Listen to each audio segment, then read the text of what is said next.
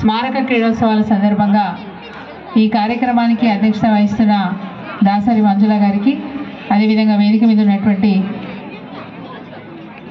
మన ముఖ్య అతిథి గారు ఆలేరు శాసనసభ్యులు ప్రభుత్వ వైపు గౌరవనీయులు బీర్ల ఎలే గారికి, అదేవిధంగా మాజీ మంత్రివర్యులు గౌరవనీయులు మోత్కుపల్లి నరసింహ గారికి, మాజీ శాసనసభ్యులు పల్లా వెంకటరెడ్డి గారికి, వేదిక మీద ఉన్న మున్సిపల్ చైర్మన్ గారు వస్పరి శంకరయ్య గారికి, అదేవిధంగా మరి ముఖ్యంగా ఈరోజు మనం అందరం ఇక్కడ ఉన్నామంటే అందుకు కారణం మన ఆరుట్ల సుశీలాదేవి గారు.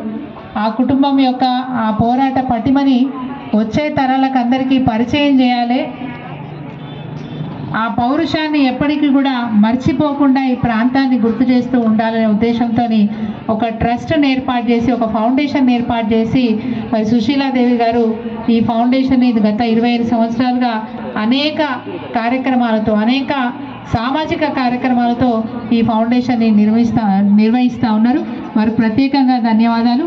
వారి వారసులైనటువంటి మరి వారి కొడుకు గారు శ్రీకాంత్ రెడ్డి గారు, వారి కోడలు మమత గారు, ప్రశాంత్ రెడ్డి గారు ఇక్కడ లేకపోయినప్పటికీ మరి వారి వారసత్వాన్ని పునిపించుకున్న బిడ్డ మమత గారు, అట్లాగే మరి వారి కుటుంబ సభ్యులందరూ కూడా ఈ చరిత్రను మర్చిపోవద్దు, ఈ గడ్డకు యొక్క ఉన్న పౌరుషాన్ని మర్చిపోవద్దని చెప్పి రాబోయే తరాలకు పరిచయం చేసే విధంగా 28 సంవత్సరాలుగా వారు కృషి చేస్తూ ఉన్నారు. వారు ప్రత్యేకంగా అభినందన తెలియజేస్తూ వేదిక మీద ఉన్న పెద్దలందరికీ, ఈ కార్యక్రమానికి వచ్చిన ముఖ్య నాయకులందరికీ, ఈ ప్రాంగణంలో ఉన్న ప్రతి ఒక్కరికి కూడా పేరు పేరున నమస్కారం. అదేవిధంగా చూస్తే చాలా చూడముచ్చటగా ఉంది. ఎన్సీసీ క్యాడెట్లు నిలబడితే బార్డర్ సెక్యూరిటీ ఫోర్స్ వాళ్ళు వచ్చి ఇక్కడ నిలబడరా అన్నంత ముచ్చటగా అనిపిస్తుంది, కనులకు విందులాగా అనిపిస్తుంది. పిల్లలు చిన్న వయసు అయినప్పటికీ కూడా ఎన్సీసీ క్యాడెట్ గానే వాళ్ళలో ఒక క్రమశిక్షణ కూడా చాలా చక్కగా అనిపిస్తుంది ఈ ప్రాంగణాన్ని చూస్తే. మరి గత 3 రోజులుగా ఈ కార్యక్రమాన్ని విజయంతో చేయడానికి కృషి చేసినటువంటి మరి విద్యాశాఖ జిల్లా అధికారి గారు సత్యనారాయణ గారికి, ఎంఈఓ గారికి, అదేవిధంగా పీఈటీలందరికీ కూడా మరి పేరు పేరున నేను నమస్కారాలు తెలియజేస్తా ఉన్నా. కృషి ఉంటే మనుషులు ఋషులు అవుతారనే మాట ఉట్టిగా పుట్టలేదు. పిల్లలందరూ కృషి చేస్తున్నారు కాబట్టే ఈ రాష్ట్రానికి, భారతదేశానికి ఎన్నో ఎన్నో ఎన్నో పతాకాలు వచ్చినాయి. మొన్నటికి మొన్న కూడా మనం ఒలింపియాడ్స్ గేమ్స్ కూడా చూసినాం. సో అట్లాంటి స్థాయికి ఇక్కడున్న పిల్లలు ఎదగడానికి కృషి చేస్తున్నటువంటి ఈ సంస్థ వారికి, అదేవిధంగా ఇక్కడున్న పీటీలకి ప్రత్యేకంగా ధన్యవాదాలు తెలియజేస్తూ, ప్రసంగాలు ఎన్ని చెప్పినా పిల్లల్ని చూస్తే మాత్రం 2 ముచ్చట్లు చెప్పాలనిపిస్తుంది. 2 ముచ్చట్లు చెప్తాను. పిల్లలు మీరు ఆడుతున్నప్పుడు నేను గమనించాను, మీ స్కూల్ వాళ్ళు ఆడుతున్నప్పుడు మీ క్లాస్మేట్స్, మీ స్కూల్ వాళ్ళు వచ్చి మీరు ఆడుతున్నప్పుడు ఏం చెప్తున్నారు? కబడ్డీ ఆడేటప్పుడు చూద్దాం, పట్టుకో పట్టుకో పట్టుకో పట్టుకో పట్టుకో, అవుట్, టచ్ అయింది, గీత టచ్ అయిందని అరిచినావా లేదా? ఇక్కడి నుంచి చూసేవాళ్ళు అరిచారా లేదా? సిన్సియర్గా చెప్పాలి. అరిచినారా?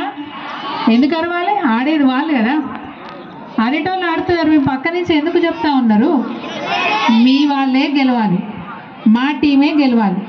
చాలామంది ఇక్కడున్న వేదిక మీద ఉన్న వాళ్ళు కానీ, కింద ఉన్న వాళ్ళు కానీ, ఎవరైనా సరే క్రికెట్ మ్యాచ్ చూస్తుంటే ఇక్కడ వీళ్ళకి నరాలు తెగిపోయేంత టెన్షన్,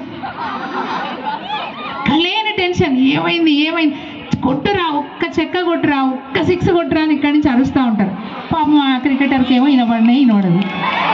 అక్కడ క్రికెటర్ అవుట్ అయితే అబ్బా, నిజంగా చెప్పండి, అక్కడ ఆడే విరాట్కి కానీ ఇంకొక ప్లేయర్ కానీ మీరు ఇక్కడ పడుతున్న టెన్షన్ వినబడుతుందా? కనబడుతుందా? వినబడుతుందా? కనబడుతుందా?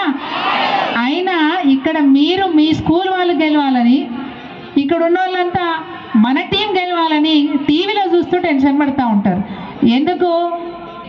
మన వాళ్ళు, ఎందుకు మన వాళ్ళు, మన దేశం గెలవాలి, మన టీం గెలవాలి, అవునా కదా?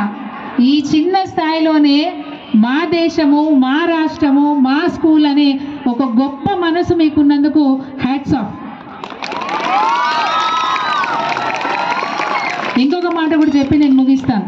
తల్లిదండ్రులు ఎప్పుడు కూడా ఏం కోరుకుంటారంటే మాకంటే మా పిల్లలు బాగా బతకాలి, మాలాగా కష్టపడొద్దు అనుకుంటారు. ఏ స్థాయిలో ఉన్న వాళ్ళైనా, గుడిసెలో ఉన్న వాళ్ళైనా, కిరాయిళ్ళల్లో ఉన్న వాళ్ళైనా, పెద్ద పెద్ద బంగ్లాలో ఉన్న వాళ్ళు కూడా మాకంటే మా పిల్లలు గొప్పగా బతకాలని చెప్పి వాళ్ళ కష్టం వాళ్ళు చేస్తారు, మీకు కావాల్సిన అవసరాలు తీరుస్తూ ఉంటారు. కానీ టీచర్లు ఏమనుకుంటారంటే మా పిల్లలు, వాళ్ళ పిల్లలు ఎక్కడ ఉంటారో తెలియదు, వాళ్ళ ఇంటి దగ్గర ఉంటారు. మీ టీచర్లు మాత్రం ఉదయం 7 గంటలకో 8 గంటలకో ఇంట్లోంచి వస్తే సాయంత్రం 6 గంటలకో 7 గంటలకో ఇంటికి చేరుకుంటారు. అంటే మీ టీచర్లు మీకోసం రోజుకు 12 గంటల దాకా టైం మీకోసం వెచ్చిస్తూ ఉంటారు. మీకు మీ అదృష్టం బాగుండి మీ కృషి ఫలించి 10/10 వచ్చినాయి అనుకోండి 10th క్లాస్లో, మీ స్కూల్లో టీచర్లు వాళ్ళ పిల్లల గురించి చెప్పుకోరు, కానీ మా పిల్లలు మా పిల్లలు మా పిల్లలు అని చెప్పుకుంటూ ఉంటారు. వాళ్ళకేంది మా పిల్లలు గొప్పగా బతకాలనే ఆరాటం తప్ప ఇంకోటి కాదు. మనకేమో కోపం వస్తుంటుంది. స్కూల్లో ఉన్నప్పుడు నూనె పెట్టుకోలేదని చెప్పి మేడం తిట్టింది, టీచర్ తిట్టింది, జుట్టు సరిగ్గా వేసుకోలేదు, క్రాప్ చేసుకుంటే తిడుతున్నారని, 5 నిమిషాలు లేట్ అయితే తిడుతున్నారని, హోంవర్క్ చేయకపోతే తిడుతున్నారని. తిట్టేదంతా మీరు బాగుండాలి, మీరు డిసిప్లిన్గా ఉండాలి, మీరు పంక్చువల్గా ఉండాలి, రేపు దేశంలో మా పిల్లలు గొప్పగా రాణించాలనే ఆలోచన తప్ప ఇంకొక కోపం మీ మీద ఏముండదు. టీచర్లు అందరూ కూడా మీరు బాగుపడాలి, మా పిల్లలు బాగుపడాలని, మీరెట్లయితే మా విరాట్ కోహ్లీ గెలవాలని మీరెట్లా కోరుకుంటున్నారో మా పిల్లవాడు గెలవాలి, మా అమ్మాయి గెలవాలని మీ టీచర్లు కోరుకుంటూ ఉంటారు. సో ఈ విషయాన్ని మనం తెలుసుకుంటే చాలు, ఎన్నో మైలురాయిలు దాటుకోవచ్చు. భవిష్యత్తులో మీరు ఏ రంగాన్ని ఎంచుకున్నా ఆ రంగానికి సలహాలు సూచనలు ఇవ్వడానికి ఎప్పటికీ మీ టీచర్లు మీకు అండగా ఉంటారని చెప్పి మీకు అందరికీ మరి తెలియజేస్తూ, ఇంత మంచి కార్యక్రమానికి నన్ను ఆహ్వానించినందుకు ముఖ్యంగా అక్కగారు ఆరుట్ల సుశీలాదేవి గారికి నేను ధన్యవాదాలు తెలియజేస్తున్నా. ముగించే ముందు ఇంకొక విషయం చెప్తాను. ఈనాటి ఆరాటం కాదు సుశీలక్కది, నేను ఎన్నో ఏళ్ళుగా చూస్తూ ఉన్నాను. అంటే ఈరోజు క్రీడోత్సవాలు మాత్రమే మనం చూస్తూ ఉన్నాం. కంప్యూటర్ శిక్షణ, టైలరింగ్ శిక్షణ, గార్మెంట్ మేకింగ్, అట్లా అనేక విషయాలలో వాళ్ళకు స్కిల్స్ ఇచ్చి స్వయం ఉపాధి పొందే విధంగా ప్రయత్నం చేస్తూ ఉన్నారు. ఇవి నిర్విరామంగా నిత్యం కొనసాగాలని చెప్పి నేను ఆరుట్ల సుశీలాదేవి గారిని కోరుకుంటూ, వారి పిల్లల్ని కూడా వారికి కూడా నేను విజ్ఞప్తి చేస్తూ సెలవు తీసుకుంటున్నాను. Thank you very much. ధన్యవాదాలు మేడం.